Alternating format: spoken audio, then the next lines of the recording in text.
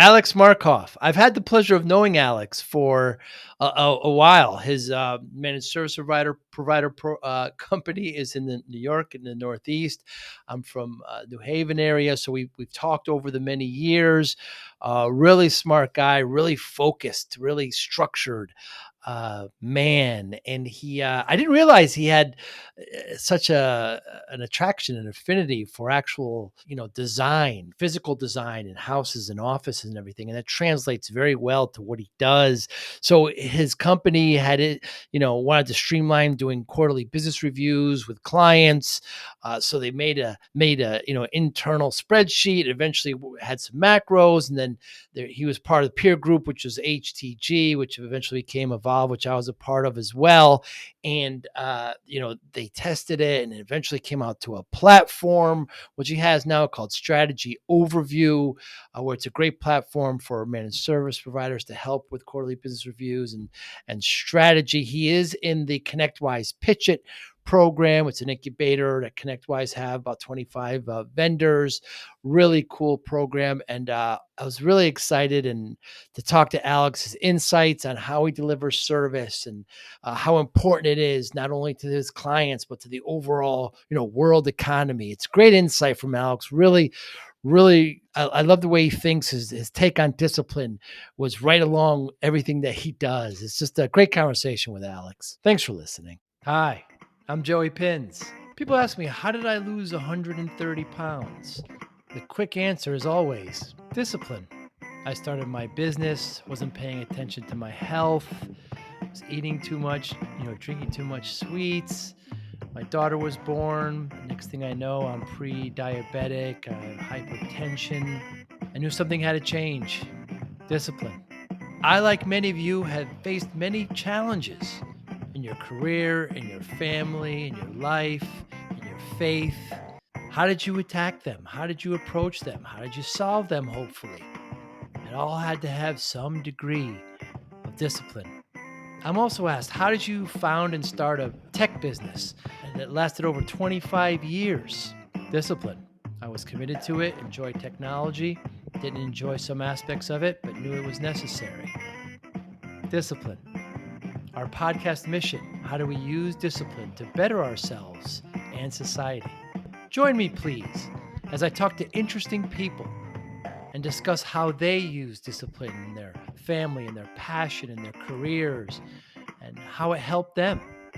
Our podcast vision, growth through learning from others. Joey Pinz Discipline Conversations. It'll be light and serious. Join us, please. Thank you for consideration.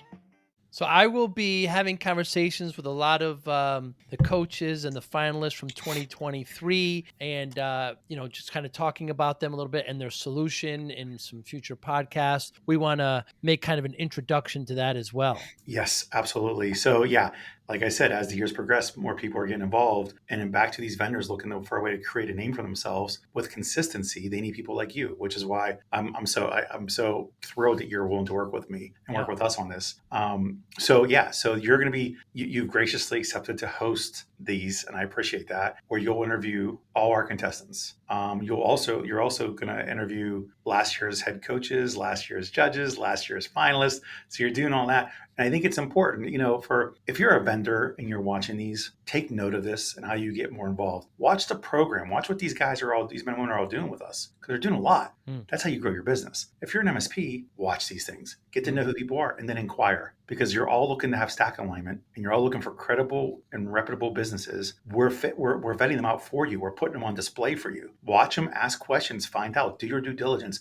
Don't wait until IT Nation Connect to see you like at a booth and then buy 5 or 6 different technologies that you don't need. So 2024 PitchIT, ConnectWise PitchIT. What's new and exciting about it? Oh my Lord. So for those that have not followed any of this, I took over the PitchIT program 2 years ago, and we've had such great success, with like really great success. And went from it's become one of the most predominant programs in the space now. Matter of fact, I was doing some research the other day, and about 5 or 6 other pitching things have spun off from mine Wow. and from ConnectWise PitchIT, with other people that are running it. So it's great to see, because I think it's the thing about PitchIT is it's all about innovation. It's all about being daring and willing to do things right. I mean, as an entrepreneur, it's a scary situation. You have to be ignorantly optimistic, and you have to be willing to maybe fail a lot more than you'll succeed, and you have to have very thick skin. But you Mm. always have to be innovative and creative. So it's nice to see that this has spun off into other groups that have started doing it, because I think the hardest challenge for most startup vendors is getting their name out there, right? Getting people to know that they exist. And the reality of it is, you can't just be there one time. You have to show consistency. You have to be in there for the long haul, Mm. for the partners to really be able for you to establish credibility, right? Because there's been plenty of fly by night businesses that have came out big and gone in 6 months. And for partners, their whole business is built around these vendors, these products. So they're making lifelong business decisions off of these. Mm. So it's great, it's exciting, but back to the program itself, it's jumped leaps and bounds. It went from being just a competition where they picked a few people, a few really good product companies to pitch at live at IT Nation Connect, to where we turn into an accelerated incubator program it's a season. It's literally a competitive season now at this point. Mm. And went from 5 or 7 or maybe even 10 vendors that are involved, until they narrowed down to 3. To 2 years ago was 18. Last year was 26. Wow. And we had way more applications than that. That was just the ones that we thought were the best fit. Hmm.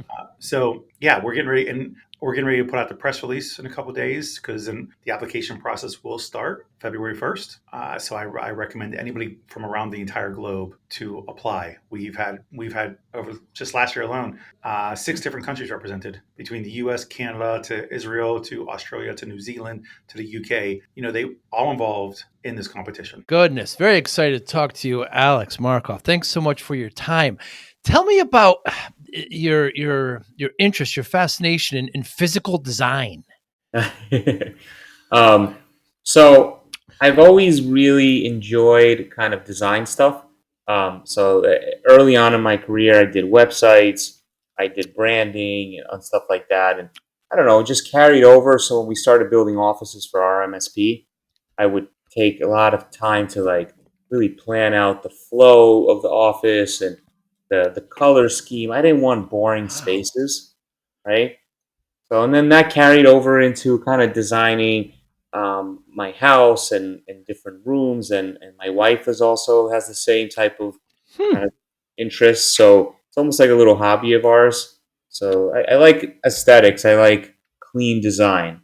So I have a high appreciation for that. Well, I mean, just looking behind you, everything looks very clean and organized there. Yeah, it's my home office. Your home office, yeah. And as a child, did you where did you first recognize this skill, this fascination? I was actually kind of messy Hmm. when I was growing up, like early on, and then at some point, I think I went to like a friend's room, and his room was like spotless, and it kind of hit me that I'm kind of messy and cluttery, Wow. and so I don't know. I think that was an element, and I always like kind of building things and like Legos and stuff like that. So Hmm. I don't know. I feel at some point it clicked, and I said, I like clean, organized. That's been my kind of MO for the last 30 years. As I get older, Alex, I find that I've just become more and more, less clutter, more minimal. Yeah. Um, I do a lot of traveling. So when, I come back and I say, I live just fine for a week with just this amount of stuff. Why do I need all this other, I start donating stuff and giving stuff away and just kind of decluttering. But how does how does that fascination transfer over to technology for you?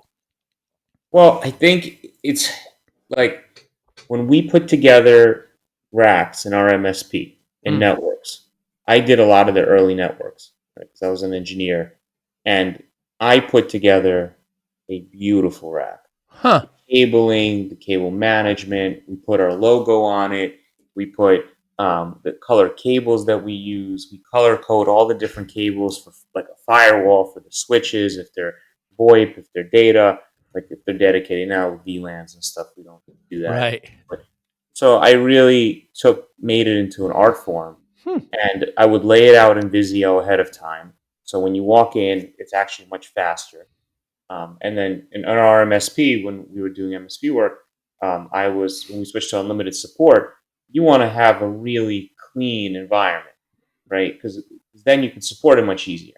And then when you hire people, they can support it much easier. And if every environment is really perfectly standardized as much as possible, right? I understand perfection can sometimes drive you crazy, right? So Mm. I battle that, right?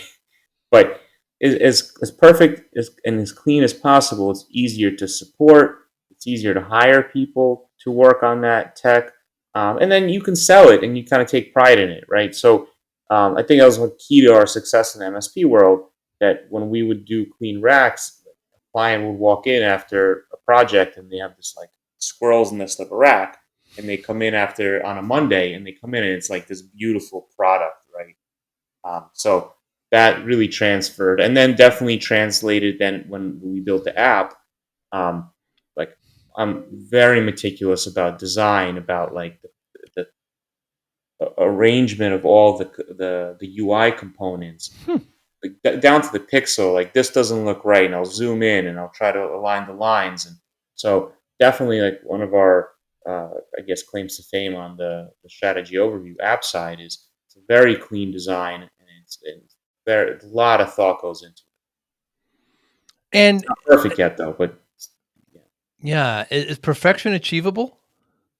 I don't think it's achievable, but you can get really close to it. Hmm. I think Apple has done a really good job. I think they've gone. It's again not perfect, right? But you get up to the line of like very good, Hmm. extremely good. And so you started your MSP in the early 2000s. You were helping people migrate to Windows XP, I believe, and you made Red Key Solutions there in New York City. And then when did you join HTG, the peer group? I don't remember exactly.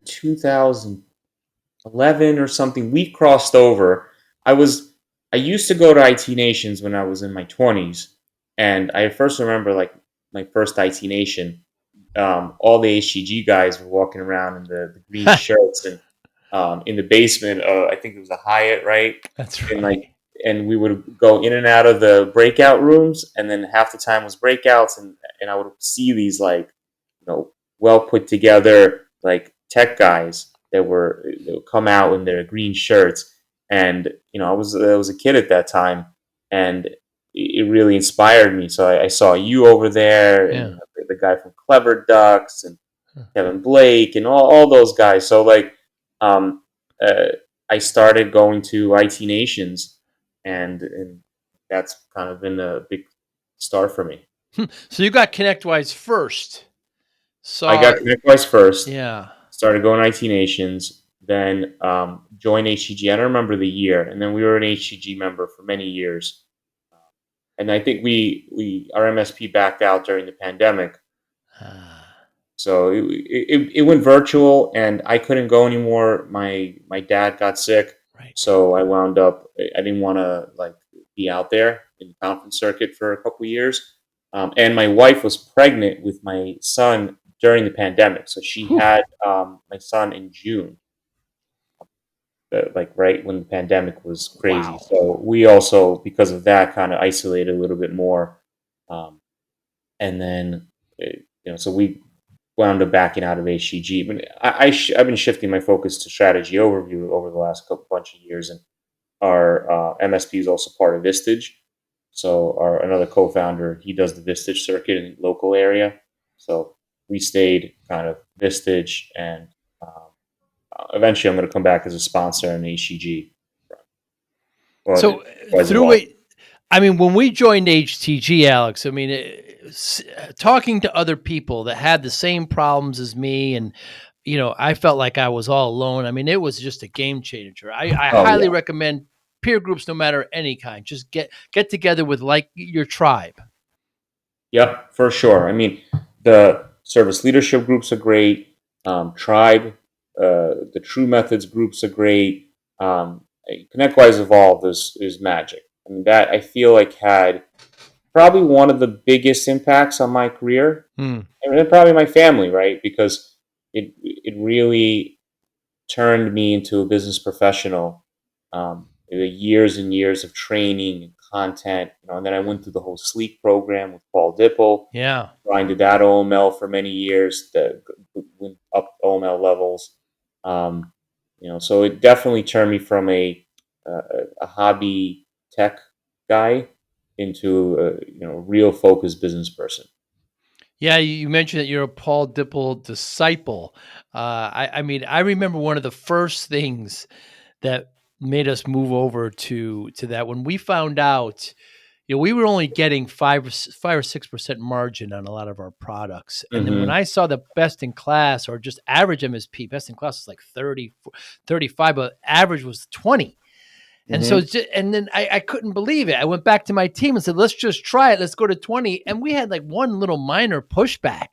I mean, that made us so much money just knowing that. Yeah. I mean, service leadership and what he did, it's like God's work. He's incredible. He really is an incredible guy and then all the content and training that he put together, and then the years of going to the trade shows and going to our HCG groups and analyzing EBITDA and gross profit margins and all the levers that it takes. I mean, it's really powerful stuff. Any MSP out there, ConnectWise Evolve is true magic. Not to it really is. And now that Peter Kajawa has taken over, he's doing a great job with it too. So they're keeping right along with it. When ConnectWise bought them, and I was a little concerned. What's going to happen here? But he does a really good job. I've listened to Peter speak a couple of times. Yeah, he's great. So I'm really happy he's kind of carrying that forward. That like Paul Dipple mentality. I mean, Brian was awesome too. Brian was great. Yeah, he had a very dry sense of humor. I loved it. But I liked. He'd ride around in that scooter, that little skateboard with the backpack with the music coming out. He was one of a kind, man. He was. He's got to be on a beach somewhere now. He's a very. I really enjoyed him a lot actually too. It's great. It's a great organization. So at the MSP, you're working and you're finding, Alex, that your quarterly business reviews, are need to be sharpened. And I'd love to hear you talk about that, by the way. And when we had ours, I'd bring the donuts, and it was a farming event as well. And it was, sometimes greeted well, sometimes not. And clients would often just push it over, but you really focused a lot on that. Yeah. It all started really from standardizing the stack. So like coming down to like Paul Dipple disciple stuff, standardizing the stack as soon as humanly possible. Right, like that got drilled into my head early on as a way to get to the best gross margins and overall like client success and an engineer success. Right, no one wants to work on glitchy tech. Right, everyone that's been in tech and you're done any troubleshooting on something, if it's glitchy, it's so frustrating. It just will carry past 5 p.m. and you leave the day feeling frustrated. If you're working on like a firewall that just crashes in the client, the pressure that the office is down and the client could be nasty. We're in the New York City market, so we dealt with like really like New York City rough personalities, right? So, and when you're switching to unlimited support, you're basically signing a contract with the client saying, I, Alex, will support you if something crashes. No matter what. And no matter what, right? Mm-hmm. Like, and I'm just going to burn myself. And then when you hire people, right, and you throw these kids into the fire to support this tech. So early on, when we started switching to managed services, we started getting really standardized on stack. standardizing the firewalls, the servers, the backup systems. So I started doing it on a spreadsheet. Originally, well, take it back a little bit. So we had about like 280 break fix clients after the first bunch of years of in business. Right, we started in 2002. 2009, we found out about managed services and switched to ConnectWise, and it's probably like 2008. We probably signed up on ConnectWise. 2009, we made the leap to go full force managed services. So we had clients switching over. So we had a whiteboard in the office, and we contacted all of our clients. We kind of made A, B, and C groups. So we said, like, all right, let's look at all of our A clients that are really the clients that we have great relationships with. They buy the most from us. They would benefit from managed services. So, and everyone kind of had different stacks because we would inherit it and just support it. We were selling Cisco ASAs back then. Those things were little tanks, right? But they didn't have much administration. They were just like command line and basic. So we would basically had a whiteboard, and we wrote out on the whiteboard servers, backups, firewalls, email systems. And we said, when a client comes in, we don't want to take on all of the risk of their crappy POP3 IMAP, cPanel web setup where their outlooks would crash constantly. And I mean, it wasn't like that evolved over very, very quickly, but over time we started adding more and more items, and it became a spreadsheet. And then we started giving the spreadsheet to clients as like a scorecard, right? Like a doctor would give you your results, of your blood tests, or a home inspector would give you results of what you're buying, right? And because when we are taking on a client, you are taking on all of the risk and responsibility and all these little nuances. So the spreadsheet grew and grew and grew until it became like 80, 90 items. And we also got into HIPAA and like healthcare IT. So that was a big focus of ours during those early years, because we just happened to stumble into a couple of high-end doctors' offices that did like specialist work. And HIPAA was starting to become a big thing at that time. And we had to make a choice. Do we want to continue and be doing healthcare IT and kind of embrace HIPAA and the whole mentality around that? Or do we want to just say, let's just abandon 20% of our revenue? So we started getting really focused on that. We have a section on the spreadsheet for HIPAA and healthcare. So then we looked at every app that was out there, and we couldn't find anything. And it took us so long to do QBRs. At that time, I was still doing them. So putting the spreadsheet together for every client and keeping it consistent, about like the design element.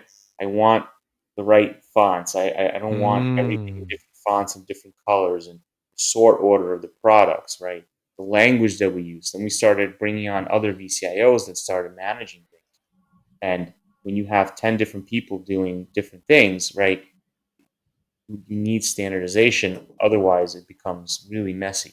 And then you can't pass clients along. And then often there would be some kind of outage that a client would have, right? And like, oh man, we have to start talking to all clients about UPSs.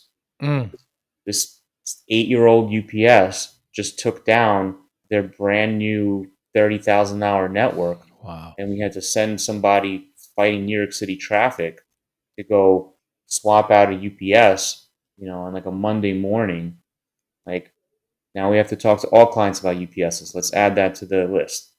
So it just really evolved over 10 years. And then the app is template based. So we basically give away our MSP's template to all new signups as the default template. And they could just take basically 20 years of MSP experience and just with one click, just turn it on for their MSP.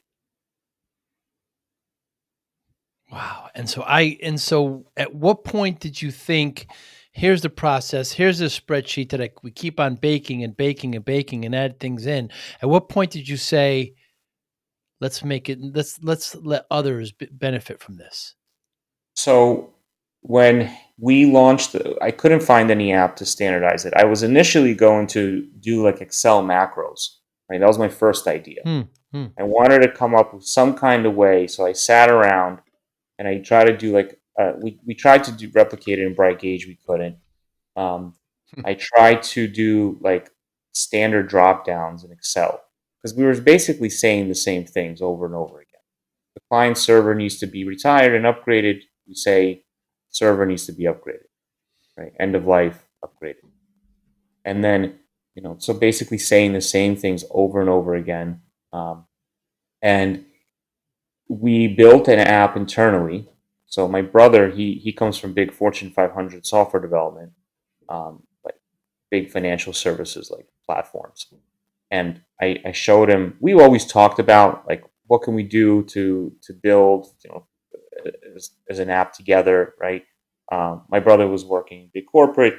I had a co-founder on the MSP side, so like we always also talked about how do we bring the family in more into it a little bit, right? So I said, well, look, we have this problem. Um, we're doing this manually, and I showed him the spreadsheet. He said, yeah, we can turn this into an app. So we did a beta version for our MSP. It was like a pilot program where we worked together on it for multiple months, kind of laid out the logic of a template engine, replicating a set of items consistently across clients. Put it together and we ran it on our MSP, and I did our first QBRs in it, and it like cut my time by like 80%. Wow.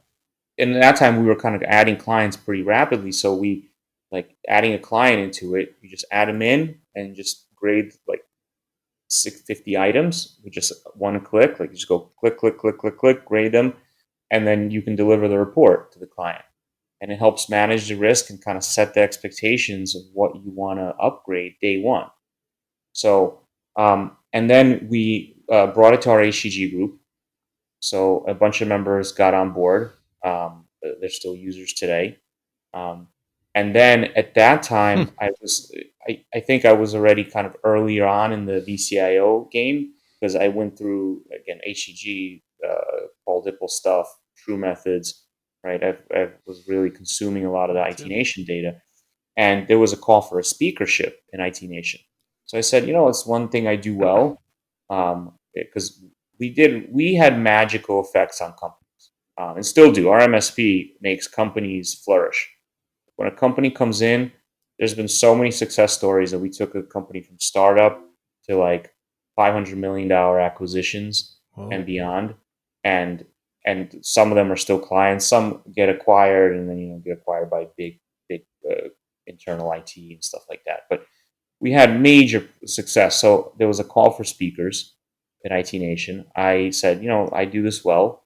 So I signed up as a speaker. They accepted me. And I was like, whoa.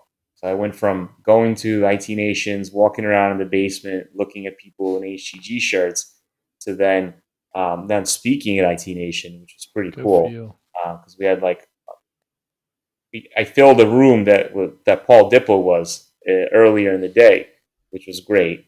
So that was like one of my life highlights. And I still people today come back and they tell me like they listen to that and they say that was a major kind of turning point for their MSP.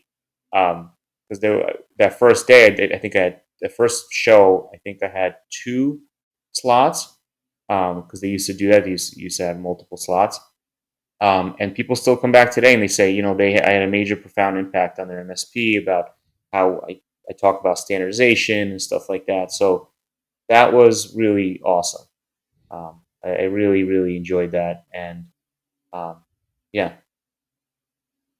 It's so cool that you have that HTG group to kind of validate, what you're doing there. I think the story. So, we got ConnectWise in 2007, right around probably the same time you did. And we got Kaseya at the same time too. By the way, ConnectWise recommended Kaseya back then. Can you imagine? The RMM? Yeah, for the RMM. Yeah. Certainly not the case now. And when I have an app dev team, I had an app dev team, and we just started making some ways to see the data a little bit clearer there in ConnectWise. And I inadvertently showed my HTG team in one of the QBRs, and they said, what are those? What are those dashboards? I said, oh, we just made them internally. I said, well, we want them. Well, we want that. So that's how I ended up making CW Dash. Again, it's just purely from the HTG group, and then they became beta testers, and then vendors asked to advertise in it. But I mean, it's just the way that MSPs have a problem, and then they share it with others is I don't know. It's so cool to me and remarkable. And so you made that first introduction to strategy overview, and they started testing it around what time, Alex? What year? It was 2017. It would all kind of happen at the same time. We released it to our HCG group. I did that breakout session, and then we launched it for HCG. It was both HCG and IT Nation, right? So we launched it in HCG like probably that summer, and then for that HCG and IT Nation 2017, when I was a speaker, we were building the registration process like a few weeks before that. We launched the registration process, and then during my breakout, I talked about the whole VCIO process, and then I also mentioned that here's an app that we built, and we got like 100 people 100 MSPs jumped on the platform, right then, and then I was a speaker for a couple of years, and then kind of as an MSP, and then shifting to the SaaS side. So it was Windows based? It's all web based. Oh, it was never Windows based. No, it was never Windows based. I see. Mm-hmm. So that was about 7 years ago, Alex. So where is it from where it was and where it is? What's changed? Well, so the first 3 years, I wasn't full time on the product, right? Because I was still running the MSP. But also, when we launched as a beta, right? And we basically converted the beta to multi-tenant, and companies started using it, right? Like some of our original clients are still with us today, and they're like mega MSPs, like 50 users on the app, right? Wow. So they started using it for their QBRs. That was our first kind of delay, to the point that to try to make changes to an app that people are using on a daily basis, knock on wood, and we've had pretty amazing app stability, where we really have had very minimal, if any, outages, because we're very careful, right? But that was tough to try to take the beta version, which then became version 1, and try to convert it to version 2, which was like, our first version didn't even have multi-users. Each MSP had one account, and it was one login. There was no users, no permissions by users, right? So, because we just took basically a digital spreadsheet that we built. So then to stabilize that first version, took about 1 to 2 years to convert into version 2, where it was multi-users. It had like some basic fundamentals about the app, right? From there, we started working on version 3, which we very quickly realized that this is not going to scale. The architecture is not going to scale. Our front end and back end were all in one code base. We didn't have like an agile process mentality. Even though my brother came from big corporate, he's not coming in from like agile software development world, right?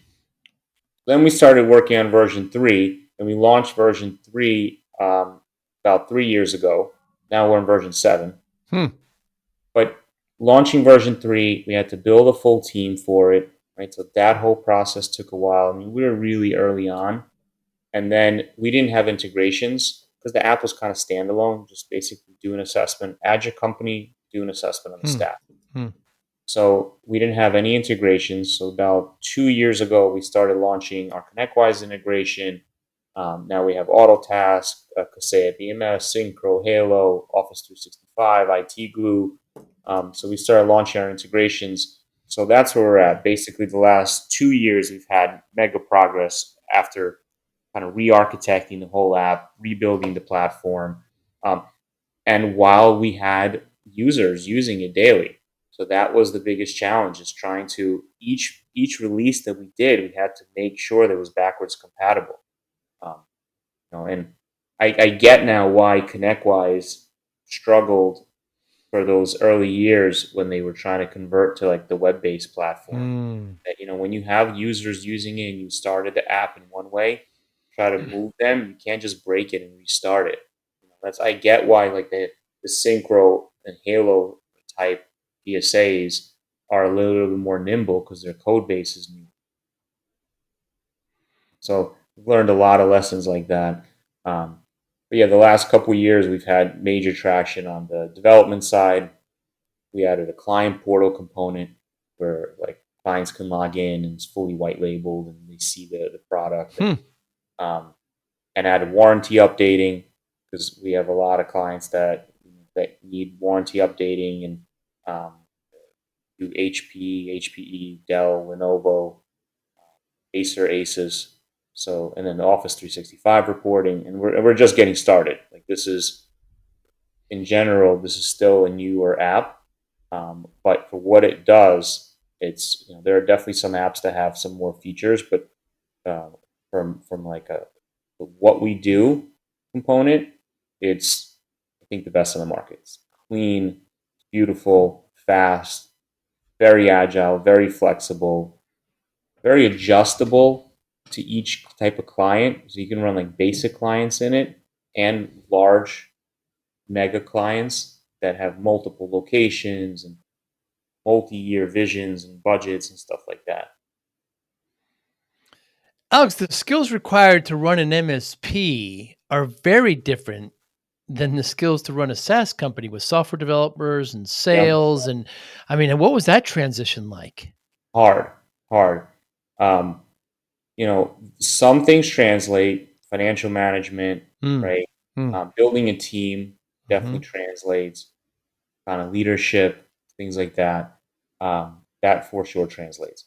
But there are definitely, and I was lucky too. Our MSP early on did web work.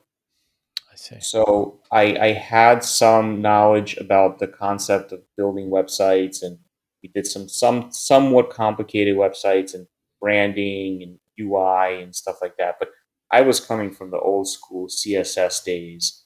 Like I built my first websites on front page, selling websites to clients on front page early on, and then moved to like Dreamweaver and then started outsourcing and like bringing on real developers that would build sites and stuff, and then WordPress and down the road.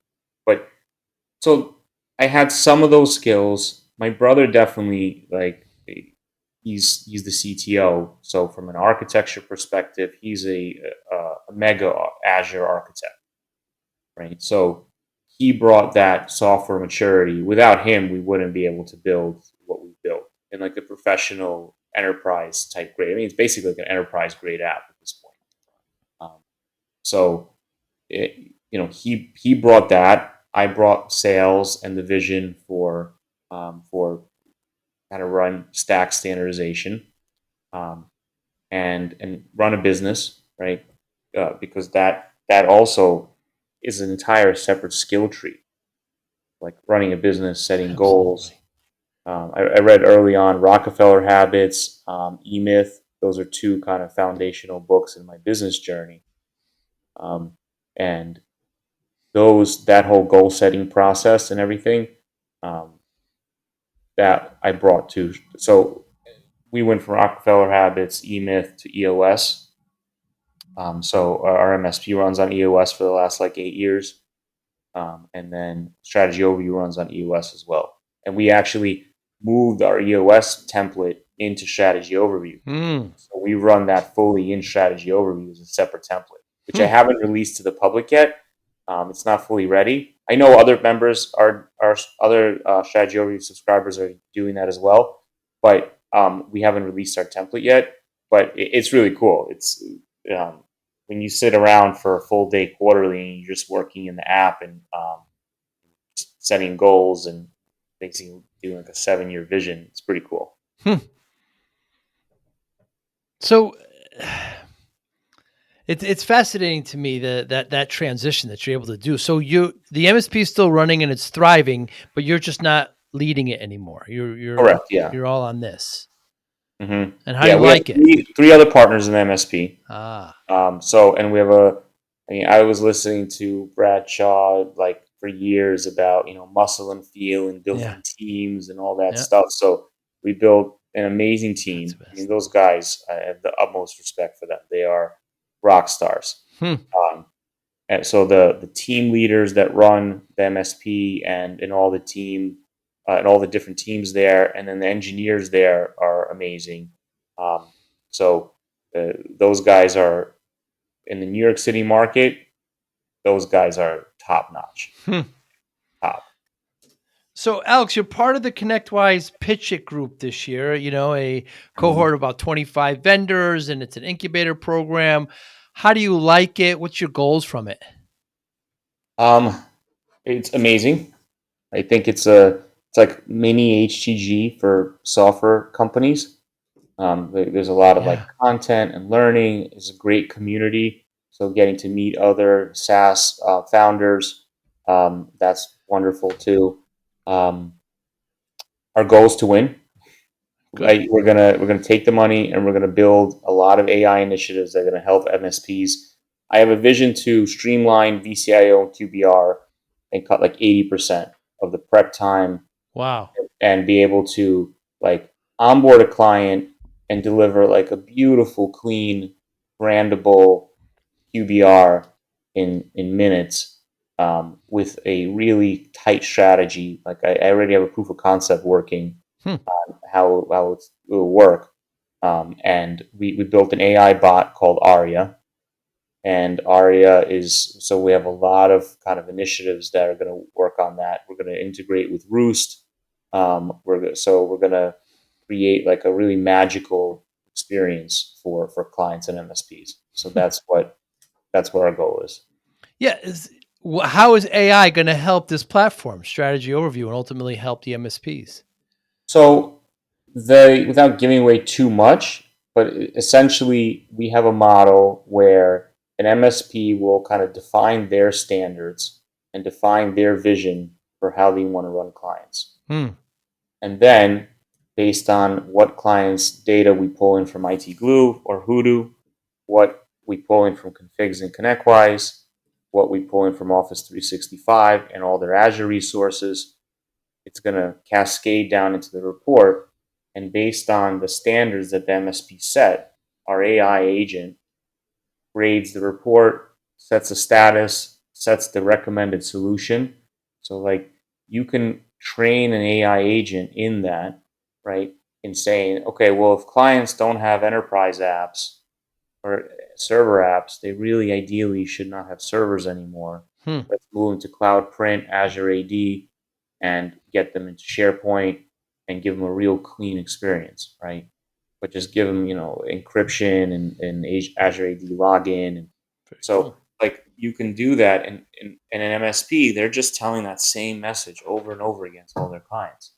So I believe that with our AI model and the way that we've structured it, we're going to be able to let an MSP create that vision very easily for the client. And then I think that VCIOs and people that are managing accounts should be spending most of their time interacting with clients, helping set that vision, guide that vision, right?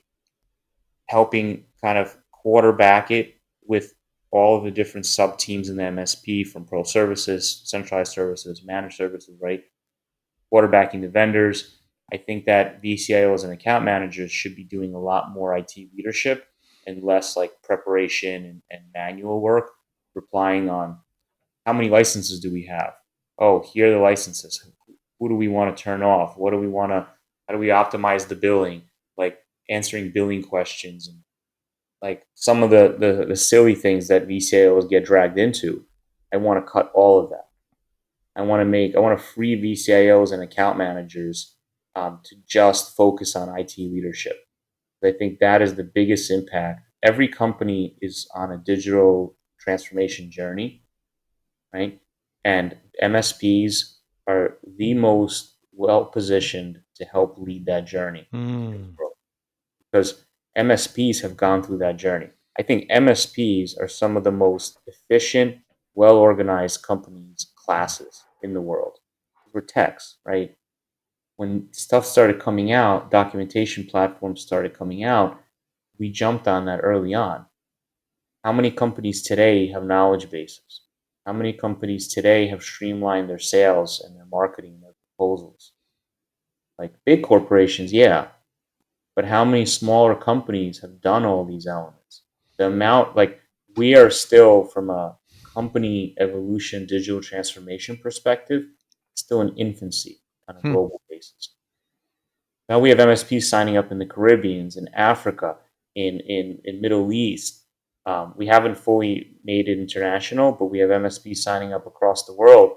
And like, so now all the stuff that me and you learned in HTG for many years here in America during that like renaissance of Hmm.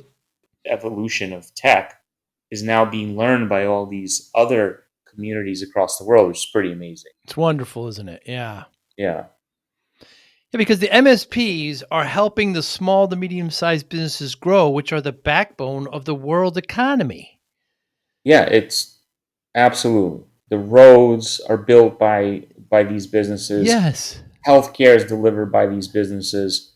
I mean, it's the critical piece. Yeah, corporations have their place, like large corporations for sure, but small businesses. It's one of the things that also made America so great. Hmm. Is like the business ecosystem um, is really powerful, and other countries have started learning that later on. But America, that's one of the most powerful things of America. So MSPs are like a huge puzzle piece in that success, I think, of the last um, 20 years of American exceptionalism. And we have problems, right? Like everybody does, but America's incredible what we've built as a business community. The companies that America has built, incredible. It just fosters entrepreneurialism, doesn't it? I mean, so many Yeah. inventions here, and yeah, I always knew I wanted to be in technology as a kid, and when I started teaching myself basic, at the, in Mm-hmm. middle school and in high school, I just noticed there wasn't many people around doing it, and it was, back then it was trying to convince people to use a computer. It was very different than it is now, and then I just noticed that I would develop or work on computers, and I look up, next thing I know, it was in the morning, like 8 Yep. hours went by. Me And so too. Yeah.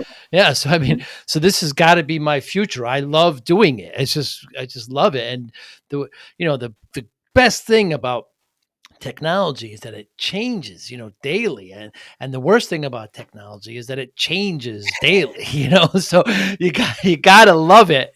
If you just kind of tolerate it, it's not going to work. You gotta love Yeah. it. So when I started the MSP in the 90s, Alex, I was working way too hard. You're no stranger to this. I was working 14, 16-hour days, eating poorly, not exercising, sugar drinks, pizza, before you know it, I got myself up to 340 pounds. And the doctor said to me, if I don't lose the weight, not going to see my daughter graduate. She was just born. So, driving home, I'm pissed off as hell, right? How did I let myself do this? It's not just me anymore. I have this Mm-hmm. person that's in the world that I'm responsible for, somehow responsible for something so beautiful. That's another issue. So I took the next 6-7 months and I, lost about 130 pounds and I kept it off. Weight loss is a big issue and you can't look at it as a finishing line, right? Yep. You gotta change everything. So people want the one word answer. What'd you do? What's your secret?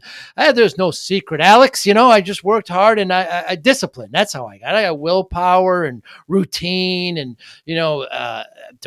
some direction. And I wonder how discipline plays a role in your life, Alex Markov. Yeah. I mean, your story is an inspiration. I've been following your story for years. I mean, we've known each other off and on, Yeah. but it's truly an inspiration. And you can apply discipline to anything in life.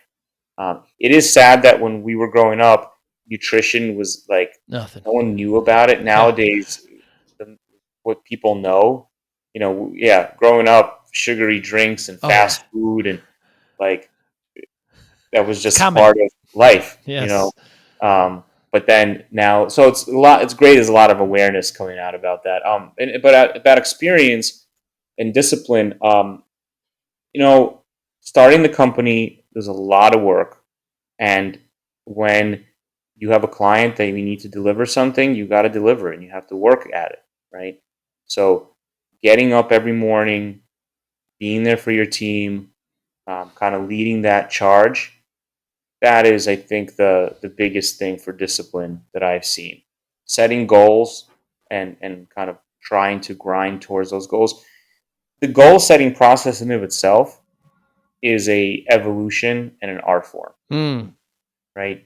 I've learned when we first set our original goals, you need to learn how to set goals. And then that process evolves over a long period of time. And sometimes the world throws wrenches at you like COVID, right? And you have to pivot and change goals. But discipline is all intertwined with running business and being a good in your career, right? Business is not right for everybody, but you can bring discipline to anything in life. Yeah, it's interesting to hear that from you, somebody who's loves design and structure and kind of organization. Your perspective on that makes a lot of sense. What motivates you, Alex? What motivates me is I our in our MSP, um, we set after years of kind of evolution and exploring our our mission is redefine work. That's what motivates Hmm. me a lot. Is in a human life, 33% of our time, give or take, is spent on work. Less early on, less later on in life. A lot in the could be more in the middle of the life, right? But just in general, it's just rough numbers. 33% is spent on work. So 33% is personal, and 33% is sleep. Hmm. So if your work is not structured well, it spills over onto your personal life and it spills over onto your sleep. The work is a major piece of a human's life, and when we kind of had that realization, we said, well, let's redefine work, and that is a huge list that we put together of what it means to be in a redefined work experience, Hmm. right? And that's like positive leadership and a great work environment and like good technology and proper goal setting, and it has to be exciting. And we have a huge list we put together, and we actually we read it to each new team member that signs up. Um, so strategy overview is the extension of that process. Hmm. Is I've had some. I worked at Blockbuster Video in retail, and when I was like 16, um, and I've had some like hard jobs and like work with my hands and I see a lot of people working extremely hard out there, right? And my dream is to try to make work as awesome as possible, kind of bring the same passion that I found at work to other people. So if people sign up and they for any company and they see like a vision, they get excited and they're in part of a team and it's clear, the vision is clear. That's the future direction strategy overview is to really kind of take Hmm. that to that level. I think that's what drives me because if people don't have kind of bad work experiences, and it really adds a lot of good dimension to life. I don't think life without work is full because there's not enough purpose. Hmm. You kind of I've had stretches of time where I've taken like 2 weeks off, 3 weeks off, whatever. I haven't taken like a massive amount of time off, but and I've seen people that retire early or whatever, and they kind of lose purpose. So I think work is intertwined with the human experience. But how do we make it the best possible experience, right? With good benefits, good pay, um, good structure, good leaders, right? So that's what drives me. Um, so how do we do that? So that's what strategy overview is essentially is a platform to help kind of build that process. And 'cause no one wants to work for a crappy company like that. That sucks. If you're working for a crappy company, you're getting up in the morning and no one appreciates you. That sucks.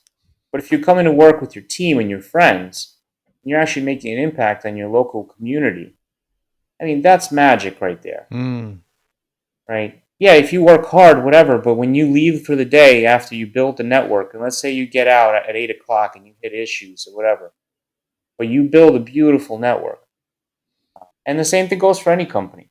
Like if you're working for a company that's building roads, well, if your overall job and the around what you're actually doing is organized, clear, and you have like a team mentality, it brings so much extra fulfillment to life. It certainly does. So, given that motivation, Alex, how do you measure success?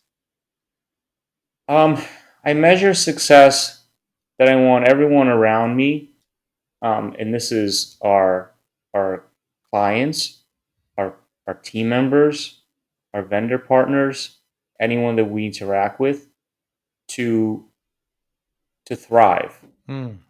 Right? That's how I measure success. Is I think everything should be a win-win-win, right? And it's possible. I've seen it happen, and we do that all the time, right? So I think if one group is winning too much, right?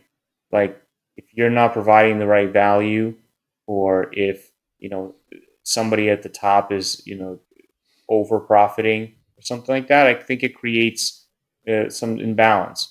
So I think, but at the same time, business leaders and people that carry a lot of heavy weight, they should be compensated for it, right? So I think it should be balanced. I think balanced, but everyone thriving. I think that the tide kind of raises all ships if it's done right. That's wonderful. That's a wonderful sentiment, Alex. And I know that's the case because I know people, I know some of your clients, and they all talk so well about the platform and about you. Great pleasure talking with you today, Alex. Very, very cool. I love your story. I love your attitude. I can't wait to see what happens in the future. Anybody listening, how can they get in touch with you? So strategyoverview.com. If anyone doesn't have an account, you can get a free account and use it on 3 clients. So you get our template that we built. So you're an early MSP, you can supercharge your VCIO process overnight. We put together a couple of solid webinars, short, right? You watch that and you get the whole perspective, and you can start doing assessments. And then we have a chat in the app in the bottom right corner.